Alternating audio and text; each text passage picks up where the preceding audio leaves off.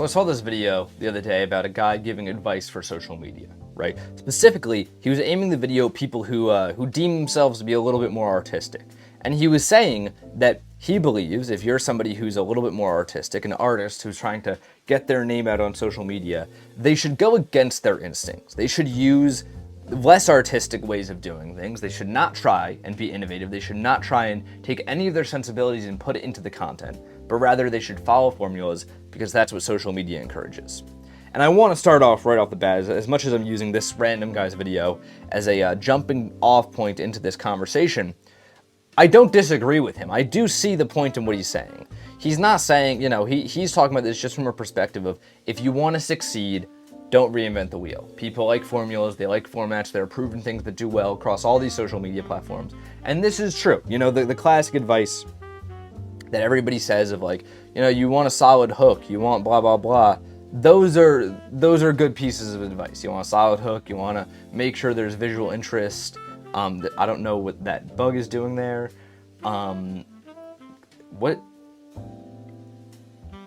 You want some visual interest. You don't want to stop a video for 3 seconds ago. I don't know what this bug is doing here and not edit it out. You want to do all these things. You want to be authentic. You want to provide value. XYZ. All this traditional advice is good and it exists for a reason. If you want to start up a video channel right now and you're like, I just want videos to get views, you should follow this advice. You should ignore everything I'm saying for the rest of this.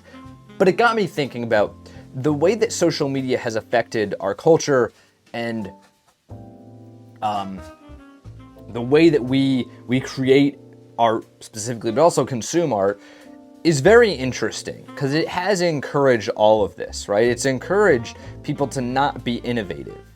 It's also because we're in an environment where, if you were somebody who put all your work in and developed a new style of music, right? Back in the 80s, you come up with new wave or you come up with synth pop, right? All these new genres, you were hailed as an innovator. You were hailed as this guy came up with something new and it's really cool. We're not in that age anymore. Nowadays, if you come with a new style on social media, usually you're forgotten by the time that style does well.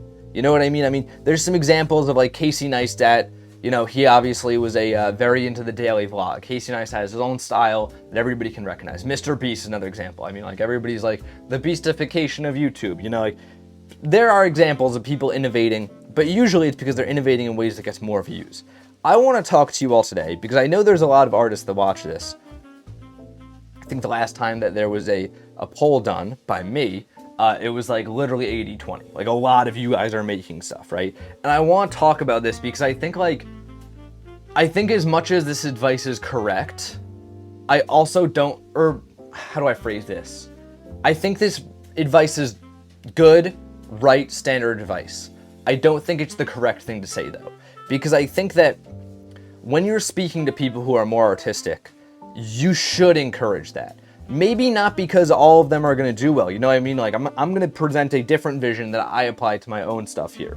And I've been on both sides of this.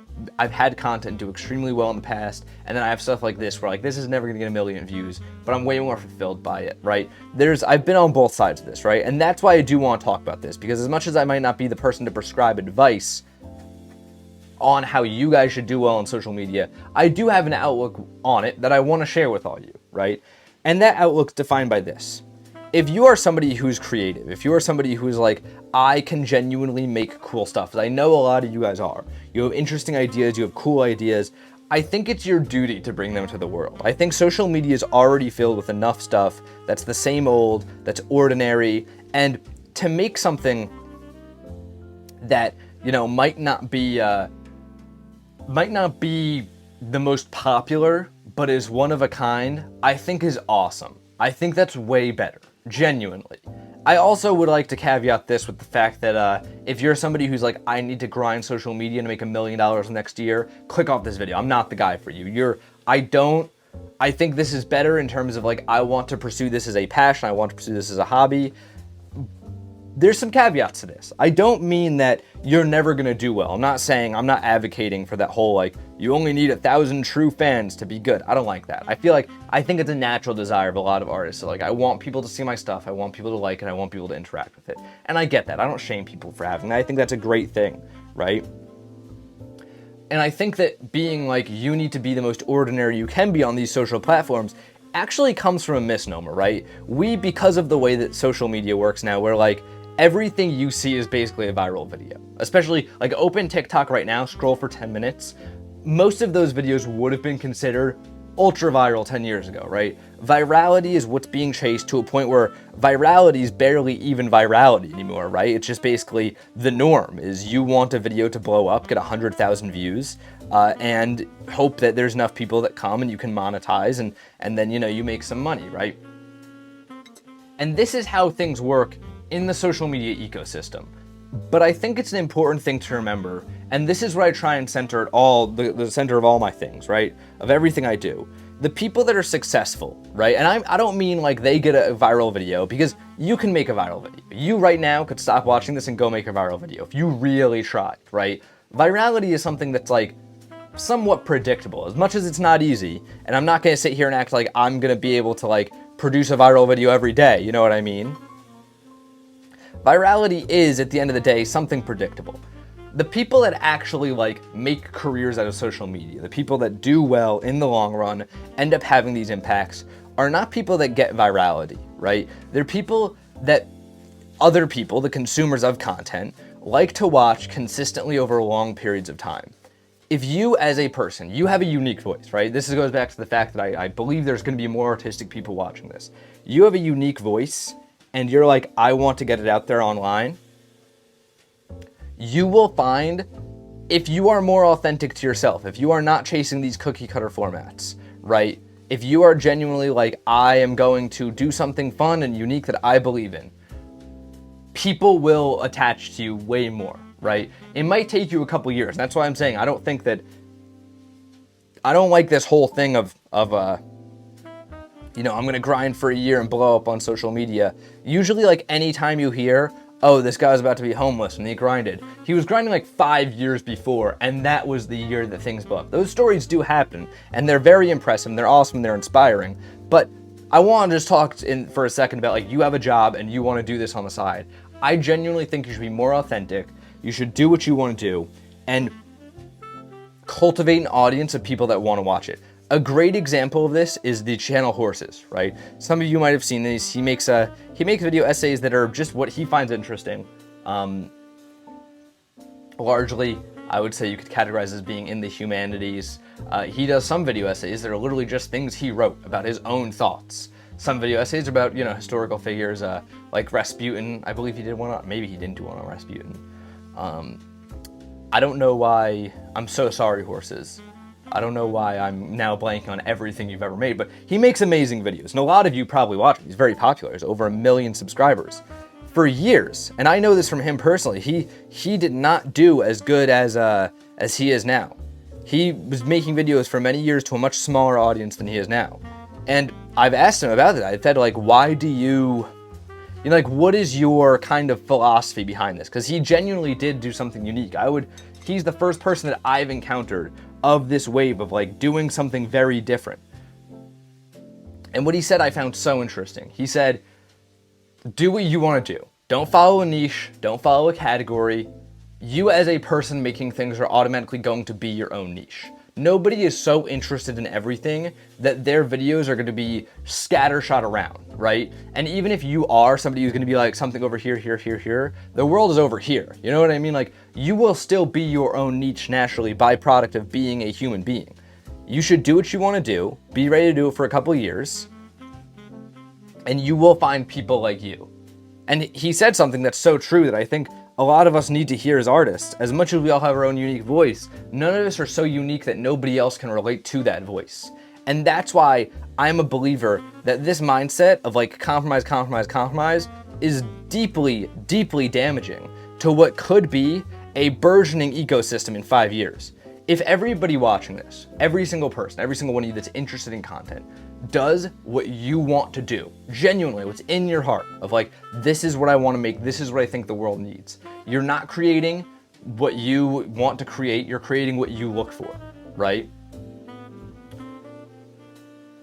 I got that phrase wrong. You're not creating, like, you're just creating what you want to be in the world. You know what I mean? In the most authentic way. If all of you watching this do that, think of how much better, even let's say 10 people watch this, 10 more creators who are doing things authentically. How many people will that inspire 10 years from then? You know what I mean? Like, I come from watching people and being in an ecosystem where I feel like this is natural. This is what it should be. This should be the authenticity. I don't care if this gets 10 views or a million. I want to do something like this because it's the only format that I can wake up tomorrow and do again. You know what I mean? I think that we could be in a much better world if we all looked at it that way. If we all just did what comes naturally to us, said, I don't care about the numbers, knowing that someday they will come if you keep it authentic enough. And if they don't, I still think you'll be more fulfilled. I do. I'm not going to say that I'm here like giving some wizardly social media advice, because I'm still quite frankly operating off the belief that that there's a larger audience that's going to be interested in me yapping and just being myself to this camera. I really am. As much as I don't care too much about the views, I'm not like the most successful person, and another view or two wouldn't hurt. You know what I'm saying? But, so don't listen to me. This isn't prescriptive advice. But this is genuinely what I believe. This is my philosophy around what artists should do on the internet. I think it's your responsibility, whether 100 people see it, whether 50 people see it, whether 100,000 people see it and love it, to put your unique voice out there, because there's not enough people doing it. You can make compromises, by the way, too. You can make the most artistic, amazing thing, and then also go make the TikTok that's like 10 things you didn't know about X, and go viral with that, and send people to the other thing. There's a million ways to do this, but be more authentic than you even think you should be right now. Don't follow a niche, don't follow a wave. No matter what you're thinking, because I'm sure we all have an image in our head of our authentic selves. Go higher, go more authentic, and go out there and do that. Because I guarantee you, I will literally, if you can take a screenshot of this and send it to me in 10 years, and you are not successful and you put in the time, I'll give you $20. Genuinely, that is a bet. That is a whole bet. If you guys do that, I genuinely think it will work. Non-prescriptive advice legally, I don't know if that's like a legal thing that works of giving people bad content advice. I'm not trying to be a guru right now, but this is my philosophy, this is what I believe. This is the painting, continuing with color palette from yesterday. One thing about this color palette series I should have mentioned yesterday is that due to the fact that it takes a lot more paint to mix these colors, I'm gonna have to experiment with days at a time with the same colors. So probably a day or two more of these colors, sorry. But yeah, this is the painting. Still no feeling out of these colors. I like the blue though. Until next time, guys, gals, and pals, my name is Max Tice. This has been Paint and Talk episode 173. I'm here every morning, painting and talking with you all.